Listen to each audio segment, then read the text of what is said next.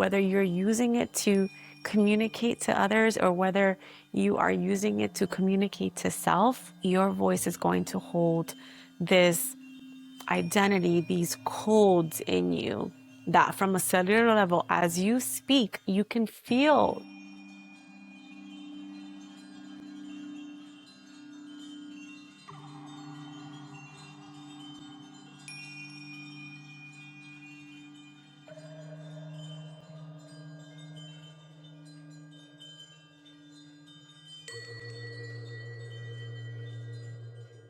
Hi, this is Jessica Diana here. Welcome to Embodied Frequencies. If you're into soulful conversations that feel like a full body yes and really help you align your life and your business with who you truly are, you are in the right place. And before we drop into the episode, I want you to go ahead and hit subscribe, hit like, and leave us a comment. This is how we tell the algorithm and the universe more of this, please. And this is how we get more souls to really watch our videos and really connect with one another.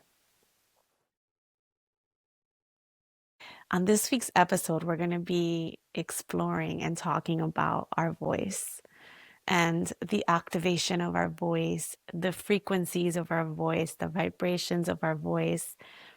I am an energy intuitive, so even recording these episodes, I never, even if I have an agenda of the things I want to talk about, when I tap into my channel and when I tap into my soul, God source energy, the creator, the divine goddess, they always want to talk about something else. So today they kept whispering in my ear, the voice, the voice. And I want us to bring us back to me starting this podcast. So the idea of this podcast came back in March of this year. In March of this year, for a full month, every single day, my guides whispered, YouTube, YouTube, your voice into my ear every single morning. I felt like Molly from Ghost when she was hearing those voices. I'm always hearing the voices. It's a joke that we have in my house here. But just the tapping into my higher self and my intuition and activating my voice was one of the most incredible things that I did on this specific journey. My voice has felt like something that I wasn't ever able to really tap into and to really own.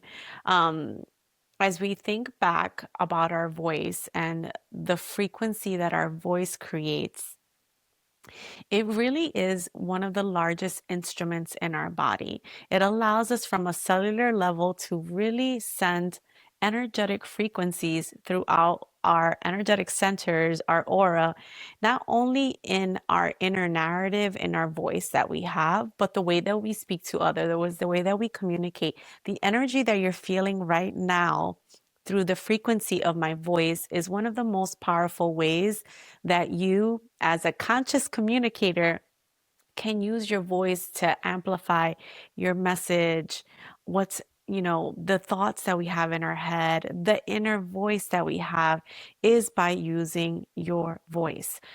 So I want to guide us through a few different conversations. I'm really not sure how this is going to go because I'm just letting spirit take the wheel and seeing how he wants to articulate this message. I just want to take a moment to honor that and honor that our voice sometimes always doesn't need to say things. Sometimes silence is one of the most beautiful ways that we can honor our voice. But what happens is there's intentional silence, and then there is silence because we're keeping ourselves small. So that time in March when I heard the voice in my intuition, my soul, my higher self, my spirit team, guides, the angels, whomever was speaking to me, because it's usually a whole tribe. And they were telling me YouTube and the voice for a month straight. And I was like, fine, okay, I'm going to go start a YouTube channel because why not? And I started to really weave into kind of the core of why I wasn't using my voice in the way that I wanted to be expressed. And it made me come back to childhood. And it made me come back to some of the big T's and the little T's that we have in our life that really impact us who we are. And that's why inner child work is so important on top of everything else, on top of manifesting. And we're going to get into that. We're going to get into how the voice gets activated in different frequencies. So, one of them, I just want to bring us back to our childhood moments. And from the ages of 0 to 12, it's the time that we can understand our voice and how to use it, and really is around safety. And even before that, let's go back to our womb, because one of the things, and this is also scientifically proven, is that the first voice that we hear is our mother's voice. And usually the first intuitive skill that we learned, and for some of us, like myself, I got this in a vision, that the reason why my clairaudience is one of the strongest ones is because I was using my hearing to really tune into the frequency of other people's voices, including my mother's, my family members, my father's, etc. So if we go back to the womb, the voice, whether it's not our own voice, right? We're hearing the voices usually of our mother, of her inner thoughts. It starts to stem these ideas in our heads and in our minds and our bodies, and it goes back ancestrally, right? And into past lives, if you believe in that. So it goes all the way back, right? So our voice is something that sometimes has been stripped away through generations, and we are taught by their imprints, by their energetic blueprints on how we need to use our voices. So before we can even start talking as a baby, we're already starting to form these ideas on how our voices can be used. So there's that piece. And then there's the other piece of just being a child and being in survival. So we start to learn to knowing that in order for us to survive, to eat, to have shelter, to get the things that we need from our family, we start to use our voice to cry and to scream and to create all these phonetic noises to really express what's in our emotions. And usually it has a lot to do with safety. What I'm trying to get at is that when we use our voice for different things, or we use our voice to express different emotions, or we use our voice for whatever it is that we're called, as soon as we're met with some sort of resistance by people, places, things, or sometimes even ourselves, we start to program these codes in our bodies on how safe it feels to express our voice. And again, like for me, in some areas, I knew that speaking Spanish wasn't okay, right? But I didn't care anyway because I did it anyway. But again, these are some of the things and observations I would pick up on using my voice. Other ways that I used my voice and knew that it wasn't accepted was when I expressed my emotions to my father or to my mother, and the things that I shared with them told me that there were certain things that they were projecting onto me that I wasn't able to use my voice.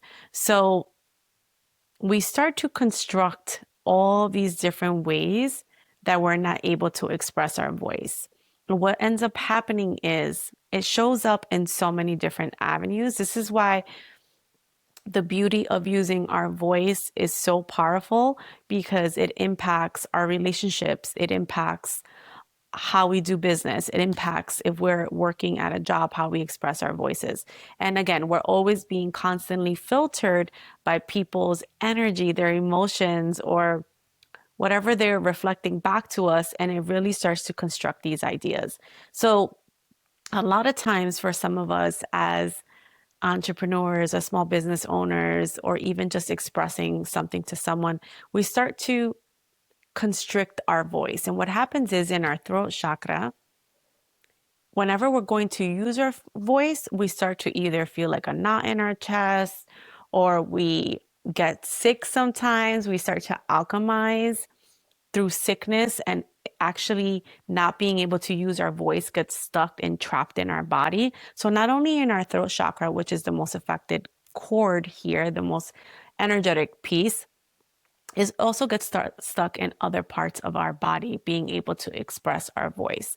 For me, it gets stuck in my gut. So when I'm not able to express my voice in the way that it wants to come out, it automatically starts to have this really dense feeling of heaviness, of, yeah, just being like ruminating, right? And then it really starts to affect my I am, and it starts to affect my power center. For me specifically, my power center. So, and also just like understanding our energy centers, it really does affect that. And again, it might affect your heart and being able to express your love for others. It might affect your vision because you're not able to express that vision that wants to come through and express it and give it a voice. So our voice is so powerful. And also as women, our voice, our throat is connected to our womb. It actually runs through the same cord, and it actually almost looks the same cord that forms our throat and our voice box in this area also forms our womb. So there's also this connection between our womb and our throat. So using our voice and why it's so important as we embody the frequency of our voice. Again, our voice is so powerful, whether you're using it to communicate to others or whether you are using it to communicate to self.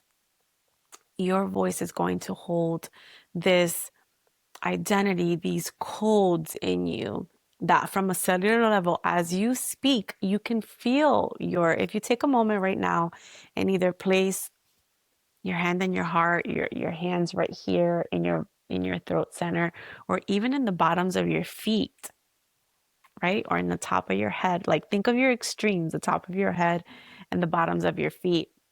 You can feel every single note that you are saying that actually moves through this vibrational box, right? This meat suit that we wear, you're using it. That's why you have singers and motivational speakers and all these beautiful people who learn how to use their voice, and hopefully you're using it for good. And also on the other end, people who are not using it for good know that they're not using it for good and use their voice to also start wars and do anything else. So our voice, it's so important that you also understand that your voice is like abracadabra. The words that you're using and the words that you're forming through your voice is abracadabra. For me specifically, I knew at a very young age that I manifested through my voice, and I manifested very, very quickly. So I always knew that I had to be very intentional with my words, because when even I made up a little fib, this is why I don't like to lie, it would come true. Like if I like told somebody, I remember one time like being a teenager and like lying about like being late and saying, oh, I had a flat tire. Literally within a couple of hours, I got a flat tire. So understanding that our words hold power, that's why it's so beautiful as some of us who are manifesting. For me, like I am in human design, I am a defined manifester, right? So I am meant to write things down, right? And like, again, that inner voice is supposed to come down. I'm supposed to define exactly what I'm manifesting.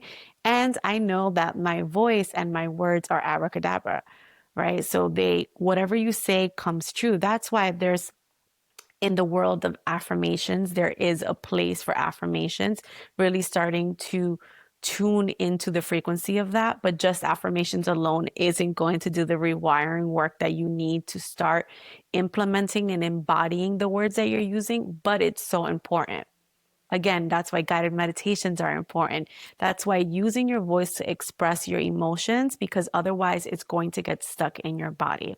So my invitation to you here is, what are parts in your life that you are not using your voice? Right? And then once you ask yourself that and get to an answer, I want you to go a layer deeper. What does this mean about me? And you want to go a layer deeper than that. Once you get that answer and you start to ask the rooted why, it's a theory that's used in parts of psychology. When you get to the rooted why, you keep asking yourself why, until you get to the bottom of it and start to explore what that looks like. One of the things that I discovered recently, one of the reasons why I wasn't completely using my voice, was because every time I expressed my voice, I wasn't loved. right? So a lot of our worthiness is tied into our voice, is tied into how we see abundance, is tied into all the expressions of who we are. So I want you to dive deep and really get into the wholeness work, which I call shadow work, your wholeness work. Really dive deep into that and to fully start to alchemize it. So you have like this beautiful phoenix rising that happens inside of your throat where you start to release all of that residue. You start to release all of that programming. You start to release anything energetically that's not meant to be in your body, right? And you start to cut those cords and you start to let them out. All right. And you start to move and clear and start to open up your chest and open up your heart center and really open up so your voice becomes an instrument for love. Your voice becomes an instrument for abundance. Your voice becomes an instrument for manifestation. Your voice becomes an instrument for healing. Your voice becomes an instrument for the collective, for your community.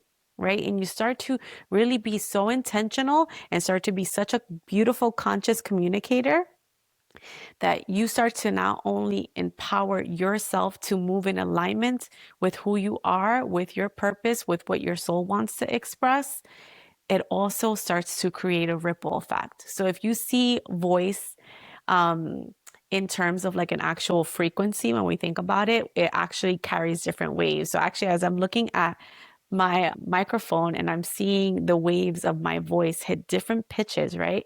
So you start to create different pitches in your voice, start to amplify your message, start to amplify what it is that you want to say. You start to amplify and start to reach so many people that need to hear your word and need to hear your message. That's why ministry, that's why, again, motivational speakers, singers, athletes, etc., is so important when you start to use your voice. The last thing I want to talk about is I am. I am is the language of the universe. I am is that original point, that remembrance. I am is that identity, that statement that anytime you say I am first, what follows after that statement is your power statement. So when we're thinking about our voice and we're thinking about the thoughts what we have in our head, if you start to say, I'm not good at this, I'm not worthy, I am not lovable, I am not this, again, the statement that follows after that is what the vibrational voice box in your throat is sending that frequency throughout all your cellular levels, as well as you're magnetically expanding that to others. So if you have any of those thoughts, again, let's go back into some like deeper subconscious work. Let's go into some deeper basic journaling work to get to the root of that so we can start alchemizing that opposite identity of it. But I want you to get grounded in I am, okay? And some powerful work that is done with this I am statement is mirror work, is vision scripting, right? So you look in front of a mirror and you start saying, I am the identity of wealth. I am the identity of love. I am the identity of fill in the blank of that thing that you want. I am abundance. I am love. I am worthy. I am infinite. I am all the infinite possibilities of all the things that I want. And you start to feel that and you start to resonate that kind of that affirmation, that visualization, that voice, right? You start to anchor in that voice. You start to embody that presence of I am. So I want you to go get that I am statement and start to craft those statements. So you start to give yourself every day you start to boost that love inside. You start to boost that inner alignment and you start to really kind of own it on a magnitude level, on a frequency level inside of your body, inside of your physical being, this meat suit that we wear, inside of your aura, and in how you alchemize and how you spread that rather into everyone else. So I want to give you also some tools that I have on my website that can help you with this. I have 3 that I'm thinking right now. One is your throat, your womb, in your heart connection. This is a course that I have on my website that's available, a self-paced course, so you can just download right now. Another, I have mirror work on my website as a workbook that you can download as well. You can purchase and download right away.